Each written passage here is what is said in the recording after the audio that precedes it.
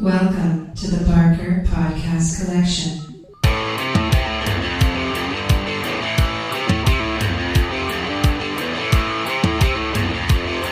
I suck, you suck, I suck at Call of Duty.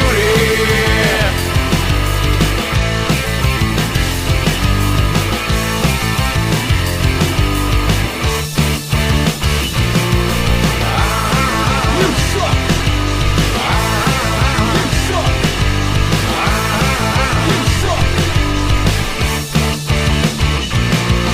Welcome to the Not Playing Podcast. My name's Rob Howard, and this week I'm joined by Iain Bruce. I think on this show we're going to go through our top fives of the year. Well, I'm going to go through my top five.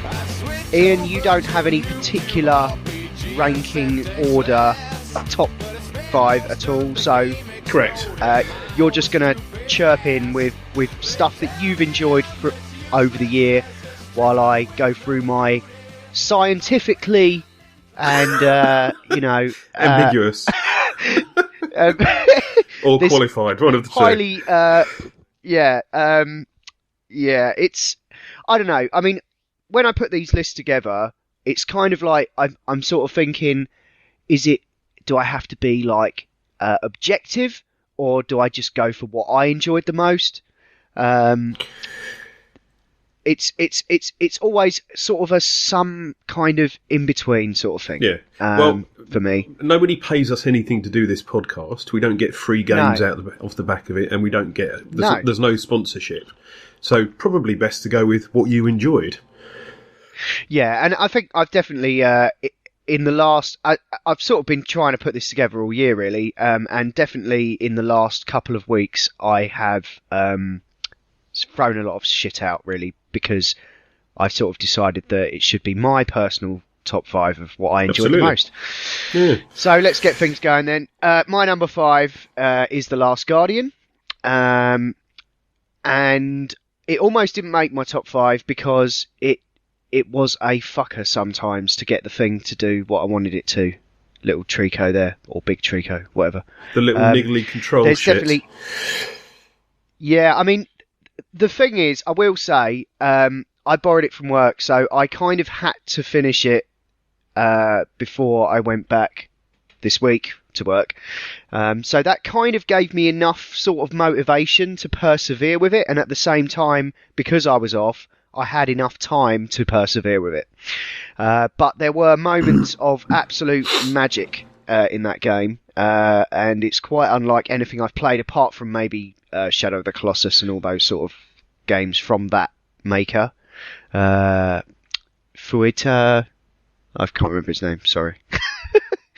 But yeah, the guy who created Ico and Shadow of the Colossus, like, it's a really cool game. It's got some great ideas, and I'm really glad I spent that time with it. I had other things I could have played over the break that I delayed because of that. Can I ask, is it a game that you would have bought? Yeah, if I couldn't have borrowed it, I would have bought it for sure. Maybe Okay. not. I don't know if I'd have been in such a hurry. I definitely wanted to get to it, just because it was delayed for so long, and I was curious, and I knew that it would be a little bit weird and a bit old-fashioned because the game's been in development for so long. Mm-hmm. So I was kind of willing to give it a pass, like on a lot of those sort of aspects that were annoying. It's so annoying going back to Uncharted 4 and having to pressing triangle accidentally to jump. It's just like, who does that now? It's just weird. So yeah, it was a bit weird. Yeah. So I just thought, like, yeah, it was really cool. It looked great. I mean, there was some really annoying bits in it where it was like I knew kind of what the solution to the problem was, but getting the damn creature to do what I wanted it to do, it was like, because it was so deliberately vague with the commands. But I know that's what they were going for, because I think to have complete mastery over that creature would have taken away a lot of the whole sort of magic. Yeah, it would, because it was just those moments where you're like on the back of it and you're taking this impossible leap up to like another platform, like, or something that you didn't even think he could get on. Like that sensation, it's just incredible. Like, better than anything I've experienced in VR. Like, you really feel the heft of this huge creature and stuff. It's just awesome. So yeah, that's my number 5. Excellent. Last Okay. Guardian. Glad I played it. Glad it exists finally. And it's not like a no-brainer recommendation, but I think if you've got a PS4, you've got to give it a shot. I think it's rite of passage sort of thing. Yeah. Cool. Okay. So, what did you enjoy? What's the first thing you'd like to mention? If I was to pick a game that had some niggly control issues and some perhaps level design that initially made me go, "Why the fuck am I playing this?" it would be Rise of the Raider of Tombs. I'm glad you mentioned that. Because when I started playing it, I got a bit stuck on it doesn't feel like I'm part of a world. It feels like I'm in a little arena, and when I finish this, I'll just load the next one up. And it felt very boxy and very corridory when there's no corridors at all, really. Right. But I got to the first quest hub area, I think, and kind of gave up quite quickly. But I went back to it later in the year, much later in the year, and really enjoyed it, actually. Pressed through that bit, pressed onward. There were a couple of niggly jumping onto really crappy bits that were moving around over a really big drop that did my fucking head in. But it wouldn't be Tomb Raider if it didn't have bits like that. Yeah. And it looked lovely. I would have liked to have... I don't know what I would have liked. It felt like it felt good, but I felt that I wasn't as gripped as I was with the first one, perhaps. The Tomb Raider reboot, the original Tomb Raider reboot, recently, as there have been a few, I was hooked on that. That was just awesome. The beach, all of it. But this seemed a bit sequely. But I'm glad I stuck with it. And you can get it for quite cheap now. I think I've seen it for 10, 15 quid in sales and stuff. So it's... Yeah, I think it only just came out on... it only just came out on PS4, I think, and it had some extra missions or some nonsense. Matt got it for Christmas, actually, in a box with a disc inside it, which was a bit weird. Jesus. I don't think he's actually figured out how to make that work. Was it a vinyl disc? Yeah, probably. Yeah, I think it was a 12-inch. Holy shit. 45. Wow. It's going to be worth loads of money. Excellent. But they really doubled down on that sort of hybrid open world sort of structure where it sort of like, it almost felt like, okay, here's the open world bit, and there's like sort of single player like linear thrills all the way around it, sort of thing. So and it chucks you back into that bit to do a bit more sort of like open worldy stuff. Yeah, I don't know if that was entirely successful, but. He certainly doesn't need us promoting him, but Jim Sterling did a thing about open world games last week, and the fact that... I watched that. And I 100% agree with him. In summary, it's checkbox gaming, and people will say it's open world, when in fact it's just a big area with a ton of the same shit as the last area, like Far Cry 3, Far Cry 4, the bases... Yeah. Because you've got a big map and these random bases that spawn in to do the same thing, that doesn't make it open world at all. The last open world game, Skyrim, perhaps. I think Skyrim is. The GTA 4 and 5, definitely. For me, open world is, if I'm not there, I think stuff would still be happening. Yeah, that's a good way of calling it. And also, having a massive map, no. Anybody can make just a massive map. That's bullshit. But, yeah. Oh, absolutely. Yeah, I mean, I liked that he mentioned that, like, Skyrim, there's a reason those games come out, like, once every 5 or 6 years, because they take ages for them to put that together to make it feel like a real place, you know? It's like... Yeah. But, my number 4 is Doom. Was very impressed with this. It's the biggest takeaway I have of Doom, and the reason it's in my top 5, is that so many of those mindless shooter games make you run backwards away from things, and in Doom you have to go forwards to survive. I hardly spent any time changing weapons. I'd be like sailing past an enemy going, I'll get to you later, whilst just because I didn't have the right weapon equipped. And and yeah, it was cool. That the whole, I think probably my favouriteest moment in gaming this year was that like the shotgun. Fucking excellent, so metal, and it definitely reminded me what Doom was about. I think it even improved on the basic formula, and was a real surprise really after all the nonsense with them not giving advanced review copies and stuff. Yeah. I think it was definitely.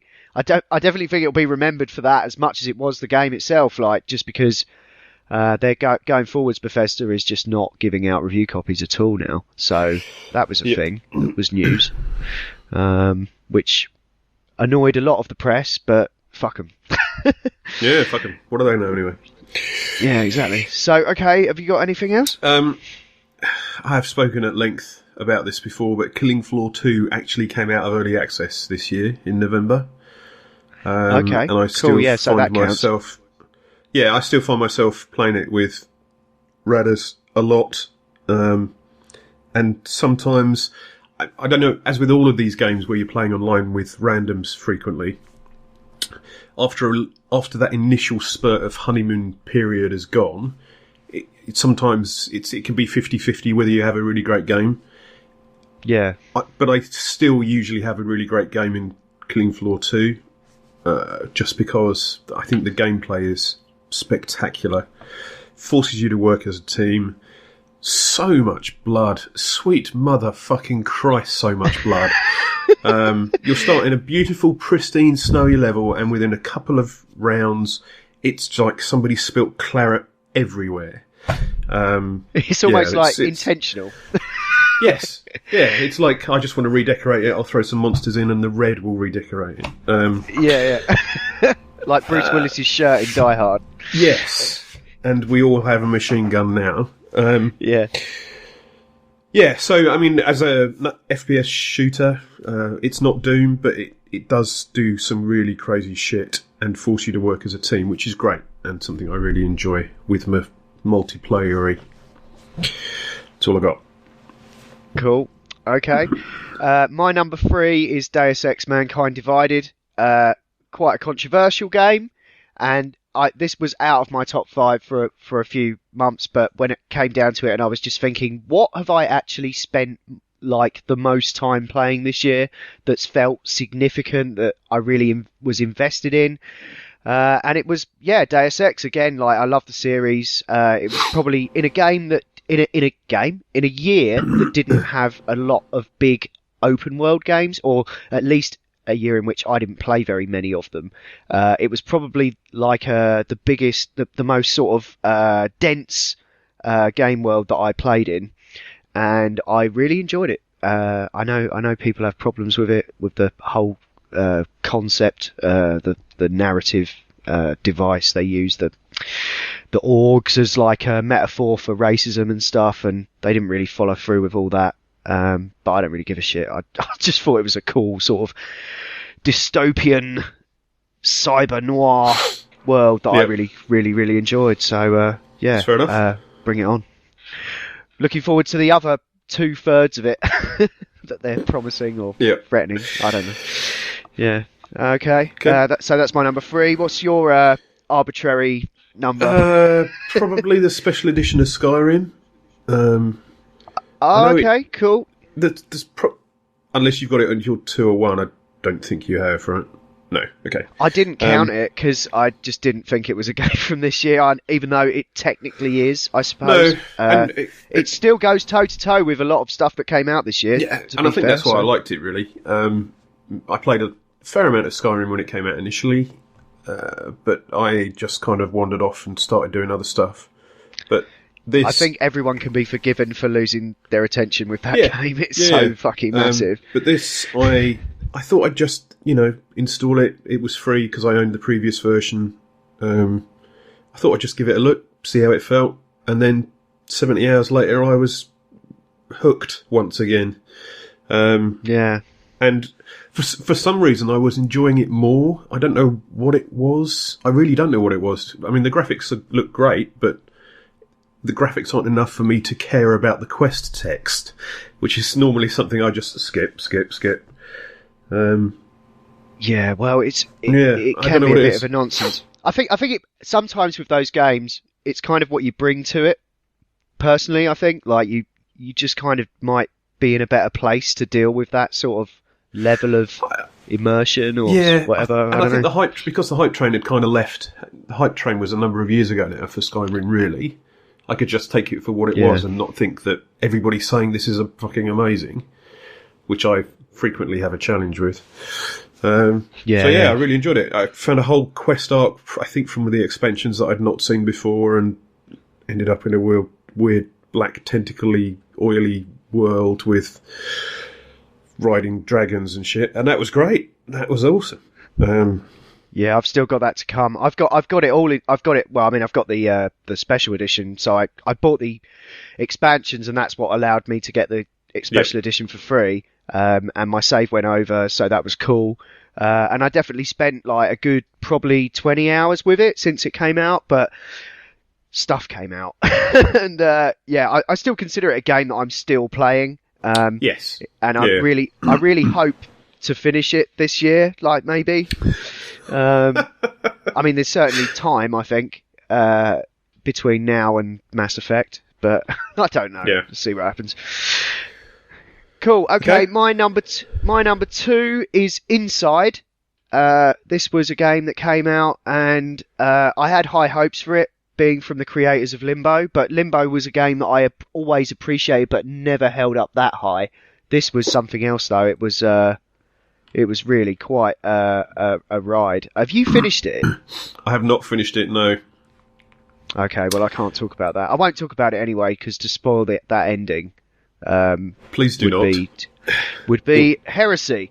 I can take the headphones off and you can do it. No, it's fine. I don't need to say about that. Okay. But I think it's like I could not believe I was playing a 2D game and thinking this is like probably the most perfect game I've played since like one of the Half-Lives. I don't know, 1 or 2, but it was put together with that level of ambiguity and precision in the way that it was telling a story, but it wasn't like it was still like take from it what you want. There's definitely a message there about control and stuff, but I won't say anymore. Excellent game. Loved it, and it's one of those games that I would recommend to people, even if they're not into games. You know, it's like just try this. That's a piece of art. That is. So yeah, that's my number 2. Speaking of pieces of art, and I know it's got a load of praise already, I would really put Firewatch up as a thing that I was not expecting to enjoy as much as I did. I'm glad you enjoyed that. I'm sorry, I'm glad you included that. I enjoyed it too. the first 10 minutes, it's like the first 10 minutes of Up. I was just broken after that. And they could have just had me pushing boxes around for the next 2 hours, and I probably would have come out of it going, wow, that really got me, that game. But actually, the story of the game itself was really lovely, really well played out. I didn't feel stressed by it. There were certainly moments where I thought, oh, what's happening? But it felt like I was just escaping the things that I wanted to escape from. And I can't recommend it enough. Even if you don't normally play that kind of experience game, if you normally play a shooter or a MMO or something more dramatic, I'd still give it a look. It's only a few hours, really. And it's just a nice distraction. It's like a lovely walk with somebody that you care about. So, yeah. Yeah. Give it a look. Yeah, it was. I really enjoyed it. It kind of, it almost made my top 5. That and Rise of the Tomb Raider almost made my top 5, but just beating out at the end. But yeah, I loved it. I loved the whole. I think I've still got like I don't know, somewhere I've still got like one of the screenshots I took as a background. I think it's on my PC actually. I still use that as my. It's not my screensaver, but one of the backgrounds you have on Windows. Yeah. But yeah. And it was neat the way that you could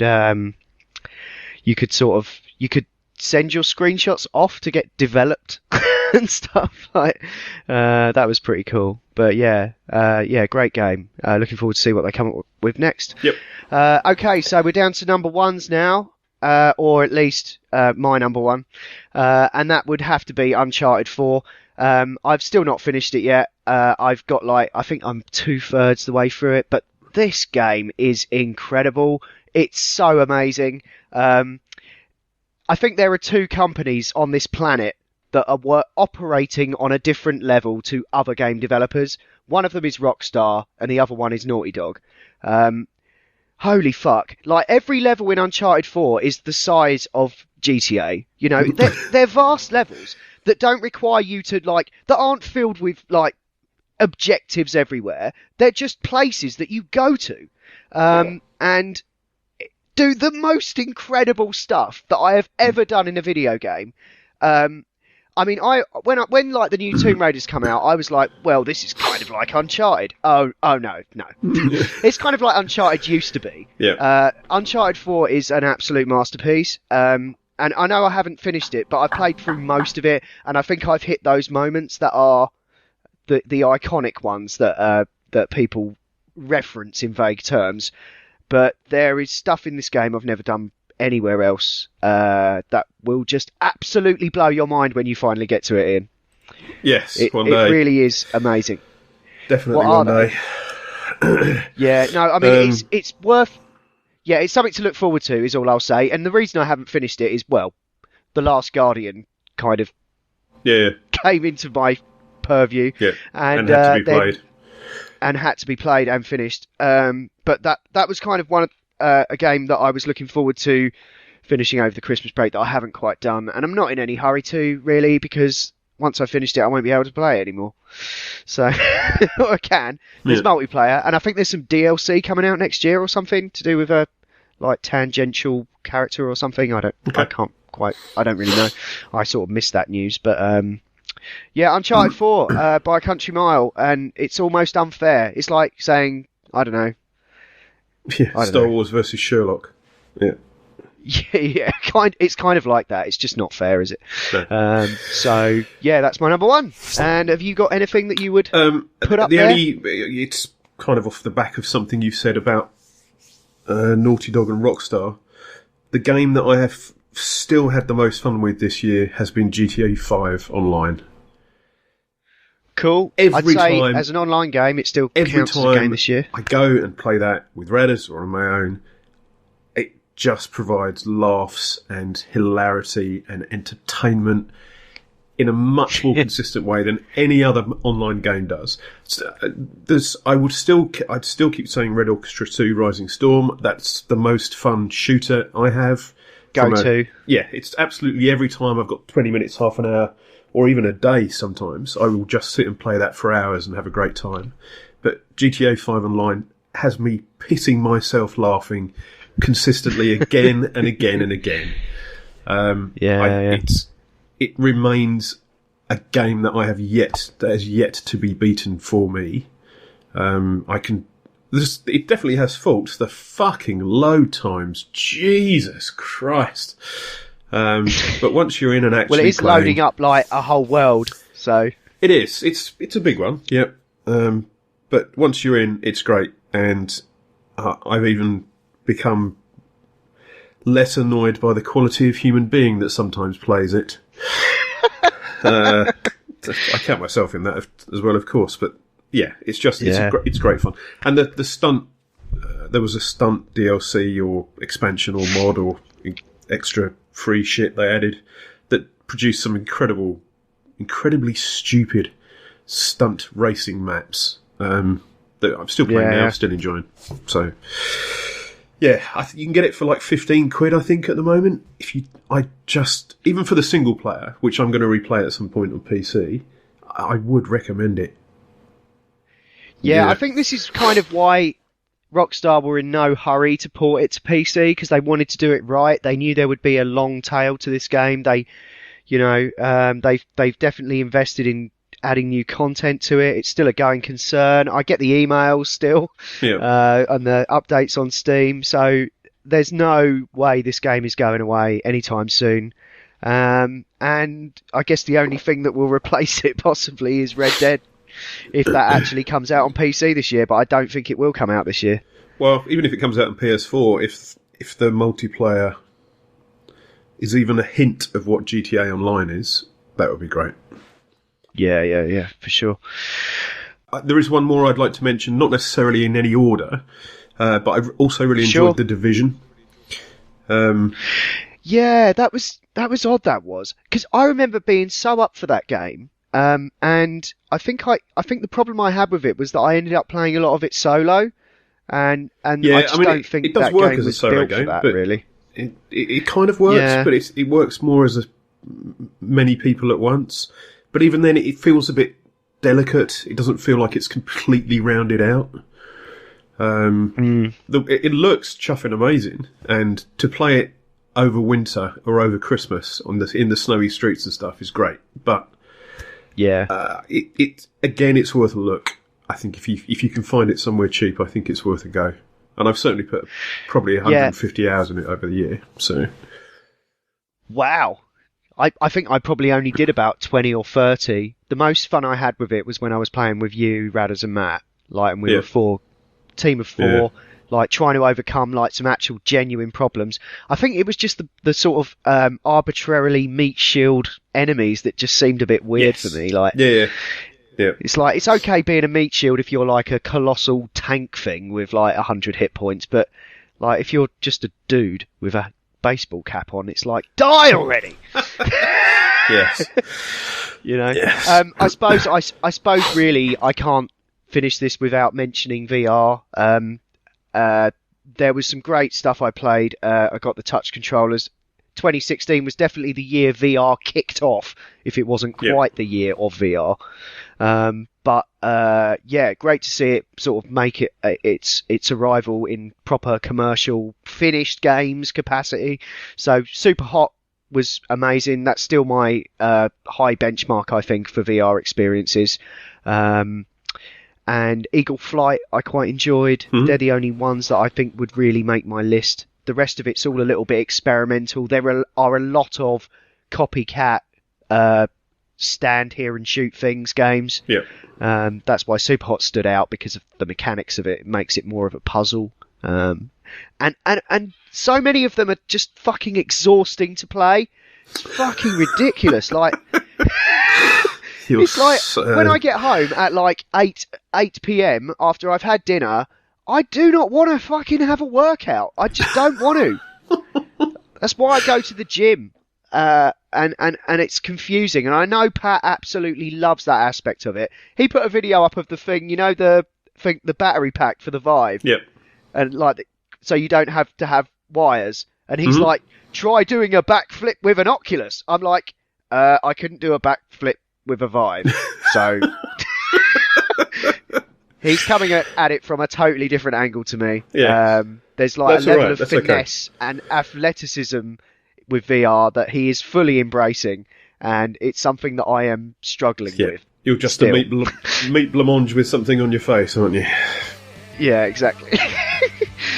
This has been the Not Playing podcast in partnership with notlistening.co.uk, where you can also hear myself, Marcus and Iain talk about movies and TV on the Not Watching podcast, and Adam, Ash and Will talk about all manner of funny things on the Not Listening podcast.